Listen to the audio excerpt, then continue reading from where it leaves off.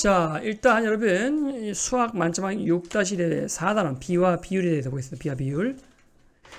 자, 영어로 ratio라고 해요. 뭐라고요? ratio. 이게 비율이죠. 아마 했던 건데 ratio는 비율에서 온 건데, 그래서 rational number라고 해서 우리 유리수라고 할 때 중국에서 이게 들어올 때요.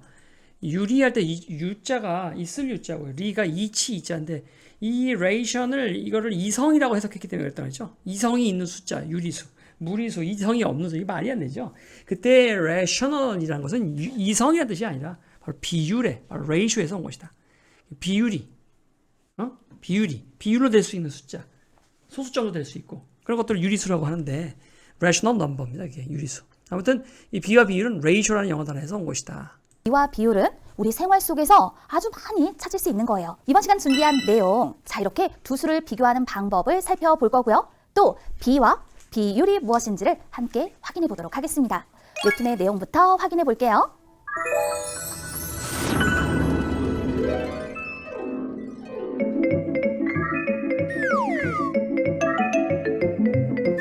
여기를 봐도 저기를 봐도 온통 내가 좋아하는 것들 뿐이네. 만점아, 우리는 과자 사러 온 게 아니라 과일을 사러 온 거야. 귤이랑 사과를 사야 하는데 몇 개씩 살까? 귤은 3개, 사과는 4개. 어때? 그래, 좋아. 이렇게 고르니까 갑자기 수학 공식이 생각났어. 귤과 사과의 비는 3대4. 맞지? 맞아, 3대4야. 그럼 내가 문제 하나 내볼게. 3대4와 4대3은 같을까 다를까? 뭐야? 3대4와 4대3은 같지. 당연한 건데 이게 왜 문제야?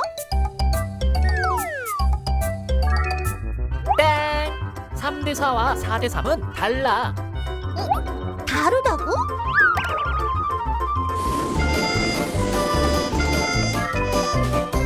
만점이는 3대4와 4대3이 같다고 생각을 했군요. 같지 않은데 말입니다. 그런데 잠시 비와 비율을 학습하기에 앞서서 우리에게 필요한 핵심의 개념들을 먼저 끄집어내 보도록 하겠습니다.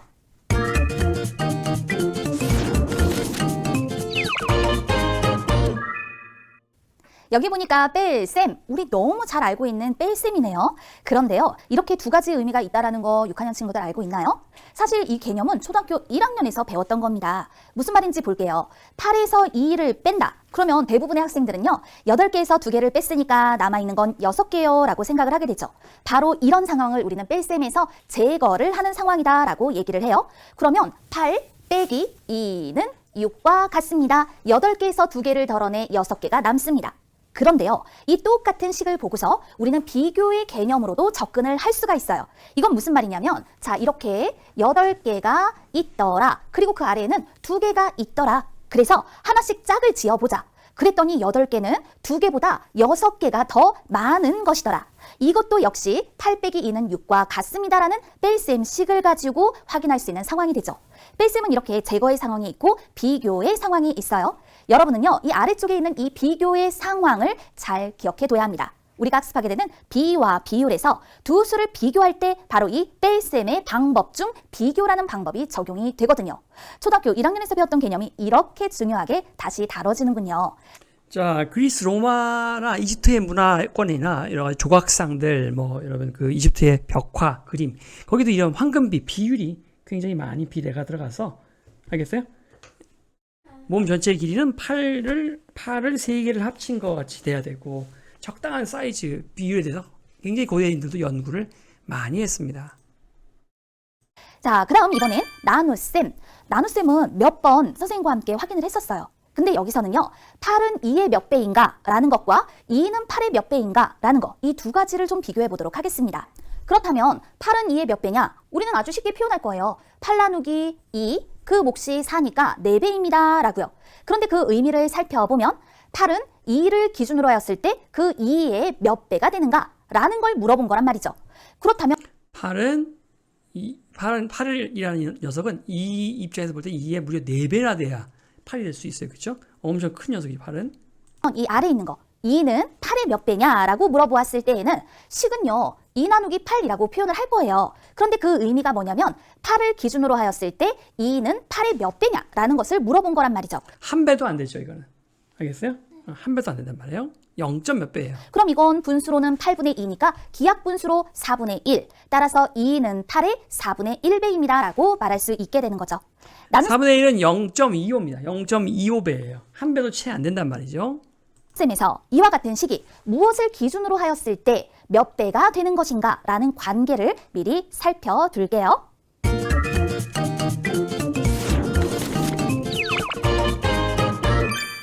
그럼 우리 본격적으로 핵심의 개념 두 수를 비교해 볼까요?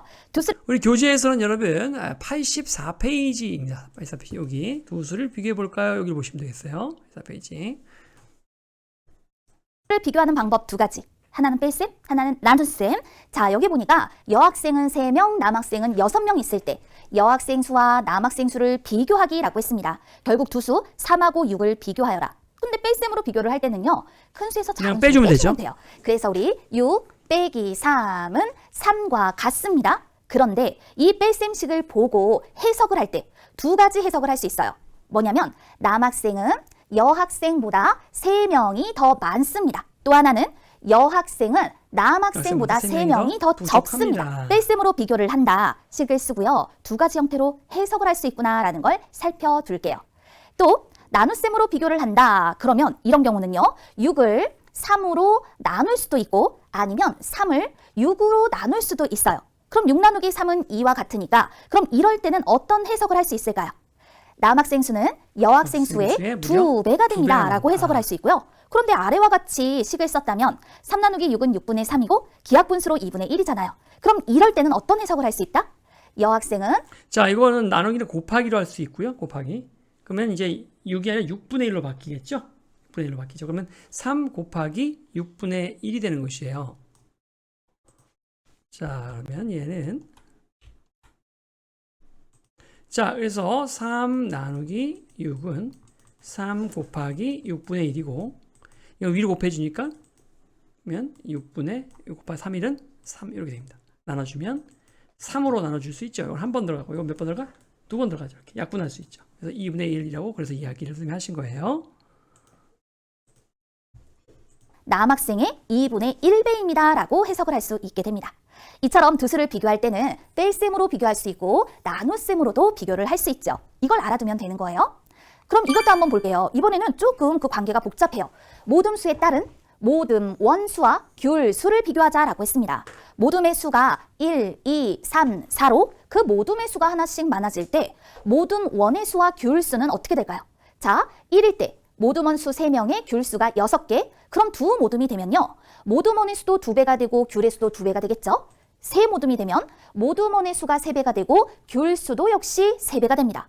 모둠의 수가 4가 되면 모둠 원의 수와 귤수가 모두 4배가 되는구나. 자, 모둠수가 4그룹이 됐더니 여기는 모둠원의 수가 3, 6, 9, 12가 됐고요. 그죠? 그래서 최초부터 4배가 됐죠. 이렇게. 그다음에 귤수도 6, 2배, 22, 6, 38, 6, 4, 24. 4배가, 최초 귤수 4배가 됐죠. 이렇게. 됐어요? 예. 그래서 비율로 이렇게 늘어나고 있군요. 라는 걸 알 수가 있어요. 그런데 위에 제목에서 뭐라고 했어요? 이 모둠수에 따라서 모둠원수하고 귤수하고는 어떠할까? 이 두 수를 비교하여라 라고 했거든요. 비교를 할 때는 앞서 두 가지 방법으로 비교를 한다라고 했죠. 모둠원수와 귤수로 서로 비교하라고 이렇게. 자, 뺄셈으로 비교한 경우와 나눗셈으로 비교한 경우 그 차이점이 있을 거예요. 그래서 그 차이점을 살펴보면 뺄셈으로 비교를 한 경우는요. 귤수와 모둠원수의 관계가 변합니다. 무슨 말이냐? 6에서 3을 빼면 3, 12에서 6을 빼면 6에서 3 빼면 얼마? 6 빼기 3은 3. 11 빼기 6은 6. 변했죠. 여기는 3이었는데. 그러니까 이 두 값의 차는 3이 나왔어요. 이 값의 차는 얼마가 나와? 6이 나와요. 요거는 18 빼기 9는 9가 나와요. 9. 그죠? 24 빼기 12는 12가 나온 차이가. 그래서 값이 변한다는 특징을 갖고 있어요. 갈수록. 빼면 6, 18에서 9를 빼면 9, 24에서 12를 빼면 12. 그러니까 귤수와 모둠원수 사이의 관계가 변한다. 요걸 기억하세요. 뺄셈으로 비교를 하면 이럴 때 두 수의 관계가 변합니다. 이렇게 기억을 해요. 그 다음 이번에는 나눗셈으로 비교를 해볼 건데요. 귤수는 모둠원수의 2배로 두 수의 관계가 변하지 않습니다. 이걸 기억해요. 나눗셈으로 비교한 경우 이런 경우는 두 수의 관계가 변하지 않습니다. 확인해보면 자, 6 나누기 3은 몫이 2, 12 나누기 6은 몫이 2, 6이 12. 18 나누기 9는 역시 9, 2, 18이니까 2배 2, 24 나누기 12도 2이지 않습니까? 그래서 몫이 모두 2가 나온다는 거예요. 6을 3으로 나눠도 2, 12를 6으로 나눠도 2, 18을 9로 나눠도 2가 되더라라는 거죠. 표는 좀 복잡해 보였지만 결국은 두 수를 비교하는 내용이었군요. 자, 이번에는요. B라는 것이 무엇인지 알아보도록 할게요. 방금 우리 두 수를 비교할 때 뺄셈으로 비교하고 나눗셈으로 비교를 했었죠. 그런데 이 B라고 하는 거는요. 바로 이 나눗셈에 관련한 겁니다. 그래서 보니까 자, 여기 빵의 수하고 우유의 수하고 빵의 수 4, 우유의 수 3, 빵 4개, 우유 3잔이죠? 이럴 때 두 수를 비교를 하는데요. 두 가지 방법 중에서 나눗셈, 두 수를 나눗셈으로 비교하기 위해 기호, 자, 요 기호를 잘 보세요. 이렇게 이런 기호를 사용하여 저 기호가 그 유명한 몇 대 몇 versus VS라고 하는 versus 몇 대 몇 할 때 그거입니다. 나타낸 것을 바로 B라고 하는 겁니다. 두 수를 나눗셈으로 ratio B, A-T-I-O ratio라고 합니다. 이거는 비교하기 위해서 기호를 사용하여 나타낸 것을 B라고 하는데요. 두 수 4와 3을 비교한다. 그렇다면 이런 경우 우리 4 나누기 3 떠올려 보세요. 3을 기준으로 하였을 때 4는 3의 몇 배인가? 이것이 우리 4 나누기 3이라고 했었던 거잖아요. 두 수 4와 3을 비교할 때 기호를 사용해서 이와 같이 쓰고요. 읽을 4대 3이라고 쓰고요. 그 다음에요. 때는 4대 3이라고 읽어 표현을 해줄 거예요. 자, 이게 바로 B예요. 근데 B는 두 수를 나눗셈으로 비교하기 위해 기호를 사용하여 나타낸 것을 말하는 겁니다. B가 무엇인지 확인해 보았네요. 근데 이 B를 읽을 때는요. 한 가지 방법만 있는 것이 아니에요. 그래서 동그라미 대 별이라고 몇 대 몇 그죠? 읽을 수 있고요. 또 별에 대한 동그라미의 B, 별에 대한 동그라미 B.